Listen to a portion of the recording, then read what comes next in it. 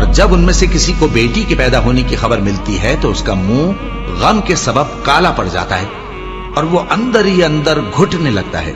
اور اس خبر بد کے سبب جو وہ سنتا ہے لوگوں سے چھپتا پھرتا ہے،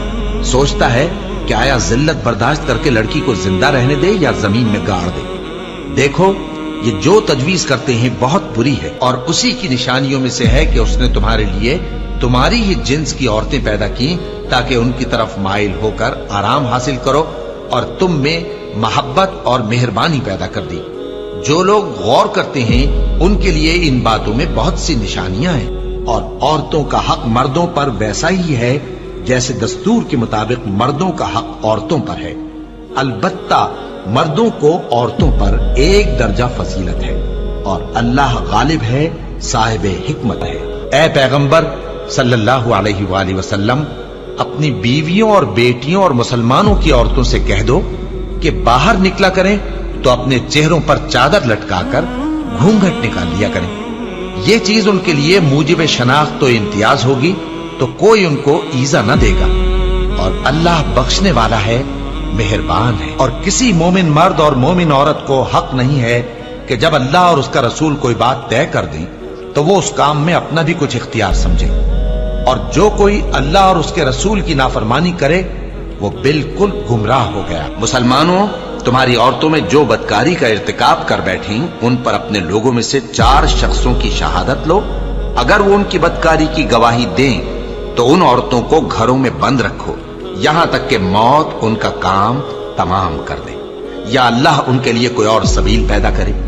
اور جو 2 مرد تم میں سے بدکاری کریں تو ان کو ایذا دو، پھر اگر وہ توبہ کر لیں اور نیکوکار ہو جائیں تو ان کا پیچھا چھوڑ دو،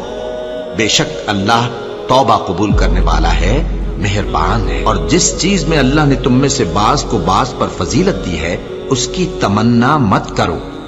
مردوں کو ان کاموں کا ثواب ہے جو انہوں نے کیے، اور عورتوں کو ان کاموں کا ثواب ہے جو انہوں نے کیے،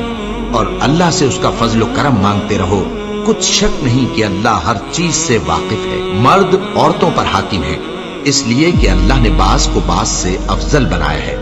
اور اس لیے بھی کہ مرد اپنا مال خرچ کرتے ہیں، تو جو نیک بیویاں ہیں وہ فرمانبردار ہوتی ہیں، اور ان کے پیٹھ پیچھے اللہ کی حفاظت میں مال و آبرو کی خبرداری کرتی ہیں۔ اور جن عورتوں کی نسبت تمہیں معلوم ہو کہ سرکشی اور بدخوئی کرنے لگی ہیں تو پہلے ان کو زبانی سمجھاؤ، اگر نہ سمجھیں تو پھر ان کے ساتھ سونا ترک کر دو، اگر اس پر بھی باز نہ آئیں تو زد و کوب کرو، پھر اگر تمہارا کہنا مان لیں تو پھر ان کو ایذا دینے کا کوئی بہانہ مت ڈھونڈو، بے شک اللہ بہت اونچا ہے، بڑا ہے۔ مومنوں، تم کو جائز نہیں کہ زبردستی عورتوں کے وارث بن جاؤ، اور دیکھنا اس نیت سے کہ جو کچھ تم نے ان کو دیا ہے اس میں سے کچھ لے لو، انہیں گھروں میں مت روک رکھنا، ہاں اگر وہ کھلے طور پر بدکاری کی مرتکب ہوں تو اور بات ہے، اور ان کے ساتھ اچھی طرح سے رہو سہو، پھر اگر وہ تم کو ناپسند ہوں تو عجب نہیں کہ تم کسی چیز کو ناپسند کرو، اور اللہ اس میں بہت سی بھلائی پیدا کر دے۔ بدکاری کرنے والی عورت اور بدکاری کرنے والا مرد جب ان کی بدکاری ثابت ہو جائے تو دونوں میں سے ہر ایک کو 100 درے مارو،